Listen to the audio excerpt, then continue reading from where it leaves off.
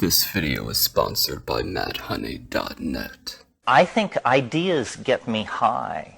I think of myself as a pretty savvy person and not easily led into false dogma. And yet, this is such a strange idea. And so it's basically a plea for help. It's not a cult. It's not that I want you to join me in believing in this. It's that this is so outlandish that join me as a scientist would join a research team, and let's cut it to pieces and show that it was simply a misunderstanding of information theory coupled with bad mathematics spliced onto a weak ontology or something like that, you know. Because this idea, I could live with the time wave if I only had to read about it in Time magazine and that it was being developed by Negroponte and Prigozhin. The thing that sets up the cognitive dissonance for me is that I, from the point of view of most people, thought it up. And I am so aware of my limitations that to me that's the strongest argument there is, that it's malarkey, you know. And yet that's not a fair argument against an idea. In rhetoric, that's called the ad hominem argument, the argument to the man. That's when you get up and say, well, we shouldn't follow Jesse Helms because he's short and ugly.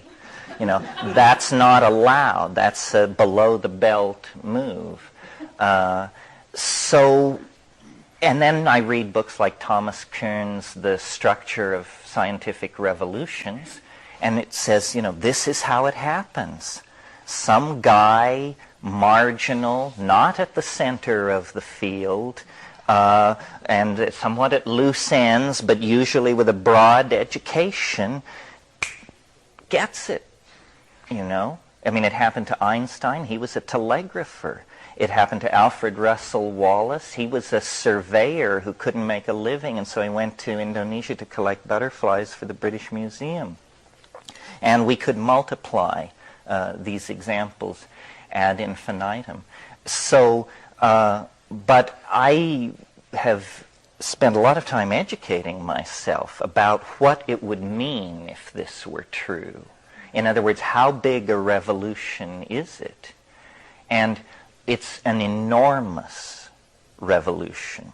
The implications are staggering. For example, if it's true that time is a fluctuating variable, as this so strongly argues, then science as practiced for the past 500 years is out the window, because that kind of science is based on the concept of experiment. And experiment has built into it the concept of what's called a restoration of initial conditions. That means you can go back to the start and run the experiment again.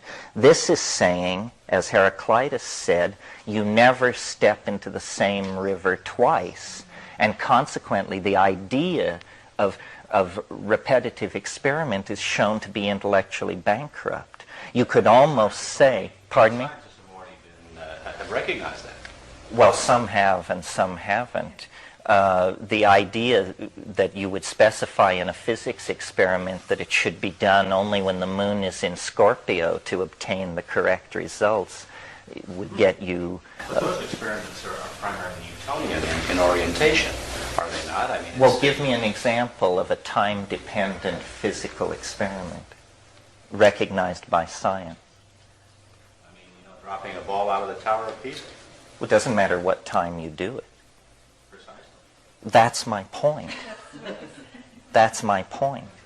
That we could almost say of science that it is the study of those phenomena so crude that the time in which they occur does not affect them. And so falling balls, you know, gas diffusion, simple things, it doesn't matter where in time they occur.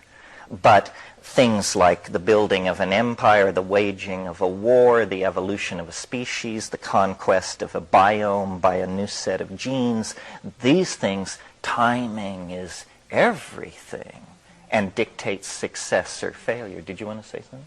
Yeah, that's a very interesting point, because the Greek anthropic cosmological principle argues that life evolved at about the right time. If things had started up a little bit later, a little bit sooner, at least around this sun, it wouldn't necessarily have gotten a kickstart. The conditions were no longer quite right.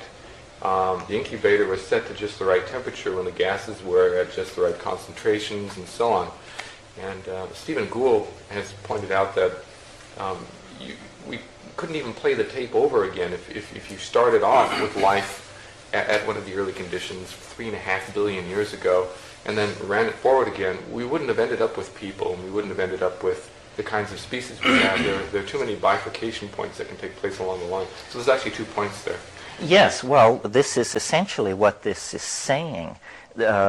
Ordinary science says that evolution proceeds by the random mixing of genes, then subject to natural selection dictated by environmental parameters. And out of that you do get a creative advance, or an advance into morphological complexity, but very slowly. And I think that what the time wave shows is that the deck, the cosmic deck, is stacked in favor of novelty, so that it isn't a 50-50 every time you throw the dice, that it's going to go toward entropy or order. Actually, order is favored, and so order emerges and is conserved over time, or novelty. I prefer the term novelty because to me chaos doesn't signify disorder. I view it in the new way.